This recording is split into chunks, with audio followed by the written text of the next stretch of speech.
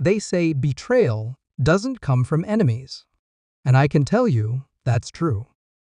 Betrayal has the soft hands of someone you used to love familiar warm until they wrap around your throat. I was standing in our kitchen, the one I built with my hands, right down to the tile she chose and now complains about. My hands still smelled like sawdust from the garage. That's when she said it. Flat voice. Smirking lips. Listen to me. If you file for divorce, I'll leave you without a penny. You'll pay alimony, child support. And I'll take the kids. So I'll keep having fun with my lover. I didn't speak. Not at first. My knuckles tightened around the coffee mug until it cracked. That silence, it was my last moment of disbelief. After that, the pain turned into something colder. Cleaner. You think I'll tolerate and support you in this lifestyle? I asked, each word sharp as broken glass. She laughed. Not nervously. Not guiltily. She laughed like she'd already won. You have no other choice. Let me tell you something about choice. It's not always loud. Sometimes it's quiet. Like a locked drawer or a late night spent thinking about what she doesn't know. The signs were there. The sudden late nights. The girls' weekends where she came back smelling like someone else's cologne, not even bothering to hide it.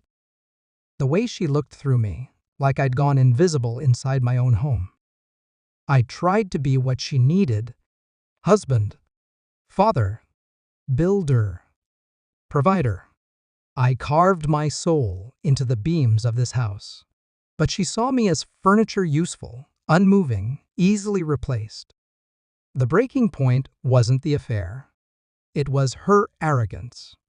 Her belief that she could destroy me, and I'd thank her for it. She underestimated the man I became in silence.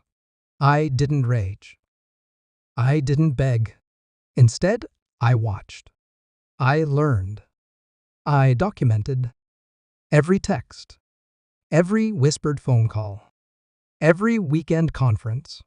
The lover was real. And worse, so was his criminal record, possession, domestic violence, multiple counts. And then there were the kids, our two boys. I saw the way she ignored them, dumping them on her mother to go out for yoga. I saw the missed appointments, the forgotten lunches, the way she screamed when no one was watching. I hired a private investigator, not to destroy her, just to make the truth undeniable. Facts are quiet allies. 3 weeks later, I invited her to dinner. Candlelight. Wine. Music playing low in the background. Our wedding song. She came dressed like she was going on a date. She probably thought I was folding, that I was trying to win her back. Halfway through the meal, I slid the manila envelope across the table. "What's this?" she asked. "Everything," I said. Every lie. Every betrayal. Every night you thought I was sleeping. She flipped through the photos. Her face fell slowly, no crash, just the steady crumble of arrogance. This isn't what you think. Save it." There was no yelling, just silence, the kind that swallows rooms whole. Then came the twist she never saw coming. I filed first. Not just for divorce, for full custody. The evidence painted a vivid picture: her neglect, her affair with a violent man, her threats. It was all there, packaged and presented to the court. And I had character witnesses, teachers, neighbors, even her own mother, who admitted she'd been worried for the boys for months. In court, she tried to cry, said I was abusive, controlling, that I made her feel unsafe. But the judge wasn't blind. Neither was the psychologist who evaluated our home lives. My boys told them everything. How I read to them every night. How she yelled when they interrupted her shows. How her friend once hit the wall near my son's face, hard enough to make him cry. The custody ruling came swift and merciless.